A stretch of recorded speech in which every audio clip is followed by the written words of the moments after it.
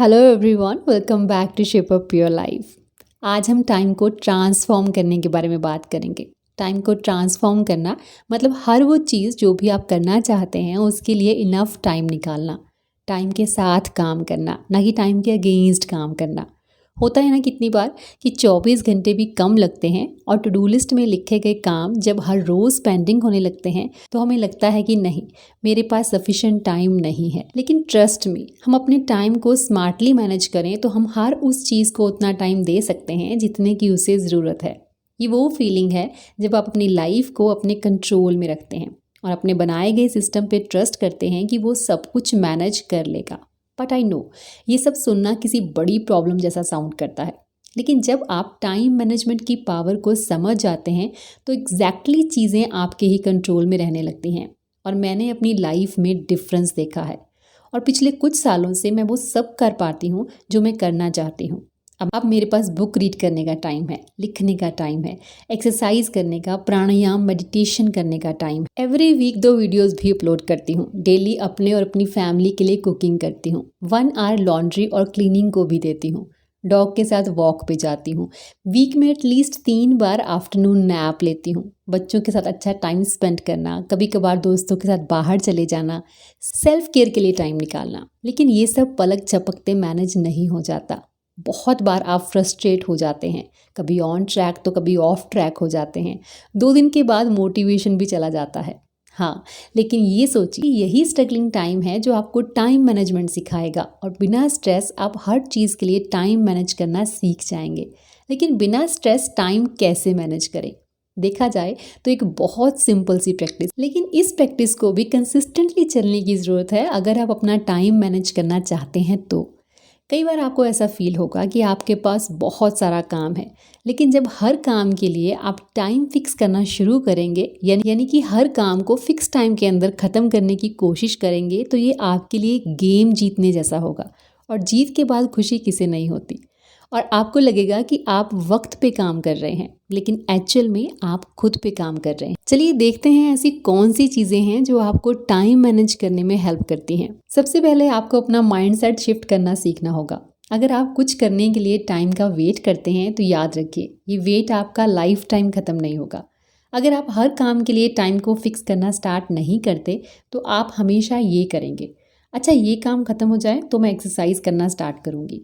अभी बच्चों की वेकेशन है, बहुत काम होता है, बस वेकेशन ख़त्म हो जाए तब मैं बुक रीडिंग स्टार्ट करूँगी। बट सॉरी टू से, इस तरह वो मी टाइम आप कभी क्रिएट नहीं कर पाएंगी। आपको आज ही वो टाइम शेड्यूल करना होगा, आज नहीं तो कभी नहीं। ज़्यादा से ज़्यादा क्या होगा, बहुत बढ़िया शेड्यूल नहीं होगा, लेकिन कुछ होना परफेक्ट होने से कहीं बेटर होता है।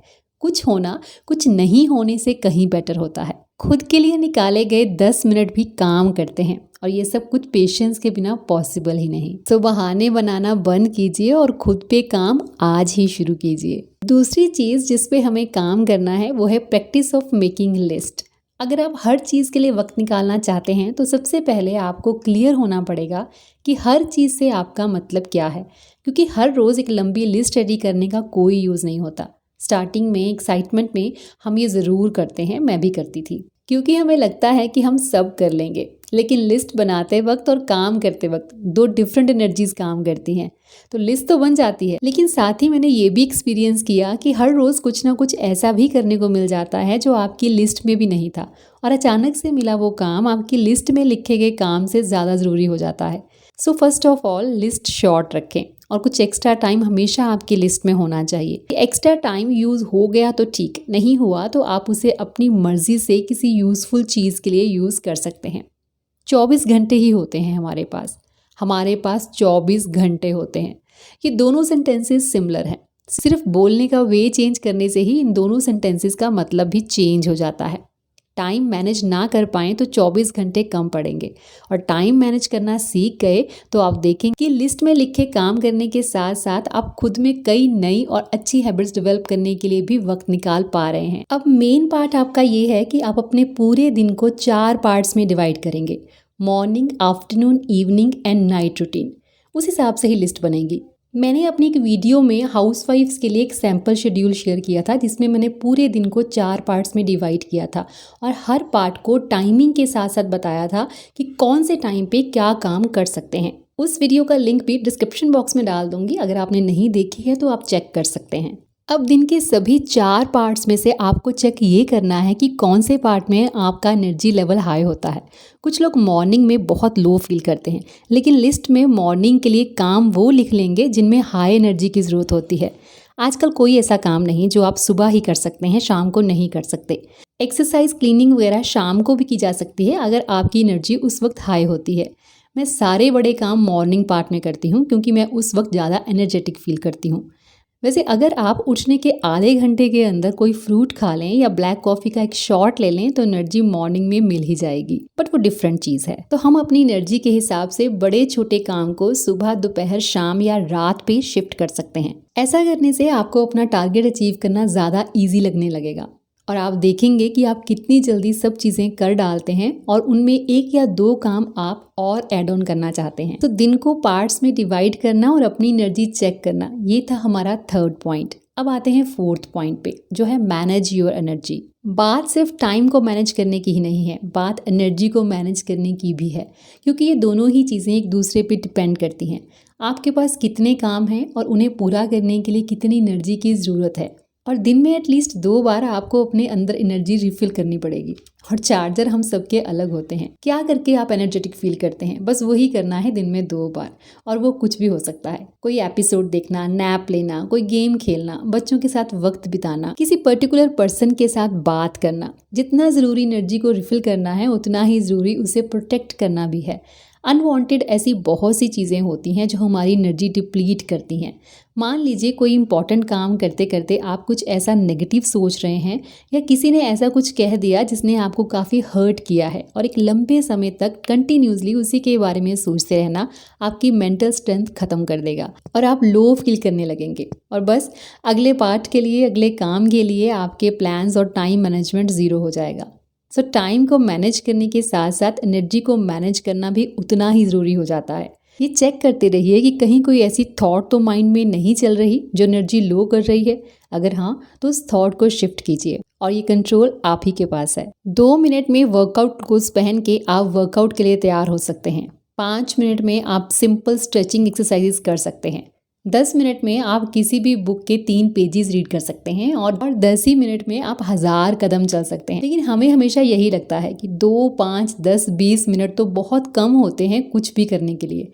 इसीलिए हम सोशल मीडिया ओपन करते हैं और तकरीबन आधा घंटा स्क्रॉल ही करते रहते हैं। नोटिफिकेशंस अपनी हमेशा ऑन रखते हैं और नोटिफिकेशंस आते ही उसे चेक करने में बिजी हो जाते हैं, और बस वो एक मैसेज चेक करने के लिए हाथ में पकड़ा फ़ोन कब हमारा आधा घंटा खा गया पता भी नहीं चलता। ये 5-10 मिनट 1 बाय 1 एक बड़ा नंबर बन जाते हैं, और आज तक हम न जाने कितने हज़ारों घंटे वेस्ट कर चुके हैं जिनका हम बेटर यूज़ कर सकते थे। तो अगर आप ये कंप्लेंट कर रहे हैं कि आपके पास समय नहीं है वो करने के लिए जो आप करना चाहते हैं, तो सबसे पहले अपने टाइम किलर को पहचानिए। देखिए जाने जाने आप ऐसा क्या कर रहे हैं जो आपका टाइम खा रहा है। सो डिस्ट्रैक्शंस को कट डाउन करने के लिए एटलीस्ट काम करते हुए अपने फ़ोन की नोटिफिकेशंस बंद कर दीजिए। आप अपने टाइम को इस तरह से भी यूटिलाइज कर सकते हैं। कुछ काम ऐसे होते हैं जिनमें मेंटल फोकस की ज़रूरत नहीं होती, जैसे क्लीनिंग करना, एक्सरसाइज करना, शावर लेना।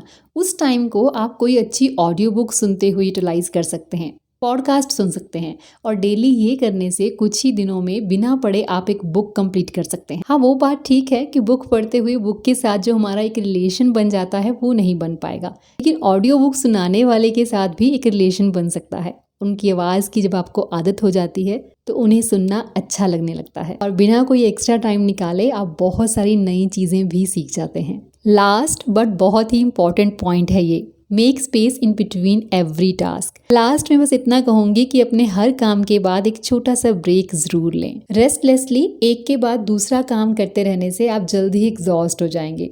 एक लंबा गहरा सांस लीजिए, थोड़ा स्लो हो जाइए, ताकि आप अपने काम को इंजॉय कर सकें। आपके पास हर चीज़ करने का टाइम होगा, लेकिन हर काम के लिए टाइम निकालने का जो प्रोसेस है उसमें बहुत सारे एरर्स आएंगे, बहुत सारे चेंजेस भी करने पड़ेंगे तब तक जब तक आप उसे कर नहीं लेते। चीज़ों को बहुत ज़्यादा सीरियसली लेने की ज़रूरत नहीं है। काम पूरा ना होने पर अपसेट होने की भी ज़रूरत नहीं है। अपनी डिस्ट्रैक्शंस और एनर्जी पे काम करना आपको बहुत बढ़िया रिजल्ट देगा और एंड ऑफ द डे आपकी टू डू लिस्ट कुछ ऐसी दिखेगी। अपने हर काम को इंजॉय करते हुए करेंगे तो वो आपकी लाइफ का इरिटेटिंग नहीं बल्कि एक ब्यूटीफुल पार्ट बन जाएगा। Wish you all a better time management journey. मिलूंगी नेक्स्ट वीडियो में। Till then bye bye, take care and stay healthy.